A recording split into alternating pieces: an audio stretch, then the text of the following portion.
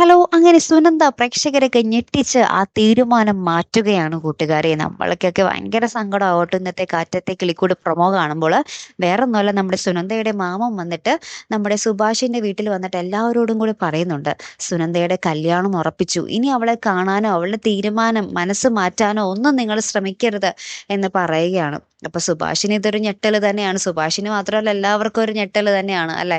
സുഭാഷിന് ഇത്തിരി കൂടുതലുണ്ടെന്നുള്ളൂ. അപ്പുറത്ത് നമ്മുടെ നിധിയും സുനന്ദയും കൂടെ അമ്പലത്തിൽ വെച്ച് കാണുന്നുണ്ട്.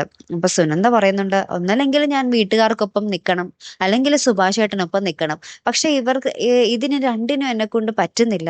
സുഭാഷ് ഏട്ടനെ വിട്ടൊരു ജീവിതം എനിക്ക് ആലോചിക്കാൻ പോലും പറ്റില്ല. സുഭാഷ് ഏട്ടനെ എനിക്ക് ഒത്തിരി ഇഷ്ടമാണ് എന്നൊക്കെ തന്നെ പറയുന്നുണ്ട്. പക്ഷേ സുഭാഷ് ഏട്ടന്റെ കൂടെ മാത്രമേ ഞാൻ ജീവിക്കുള്ളൂ എന്നൊരു ഉറച്ച വാക്ക് നമ്മുടെ സുനന്ദ പറഞ്ഞിട്ടില്ല കേട്ടോ. അപ്പൊ എന്തായാലും നമ്മുടെ സുനന്ദ വേറെ കെട്ടി പോകാൻ തന്നെയാണ് സാധ്യത അല്ലെ. കാത്തിരിക്കാട്ടോ. അപ്പൊ അടുത്തൊരു വീഡിയോയുമായി വരുന്നത് വരയ്ക്കും ഗുഡ് ബൈ.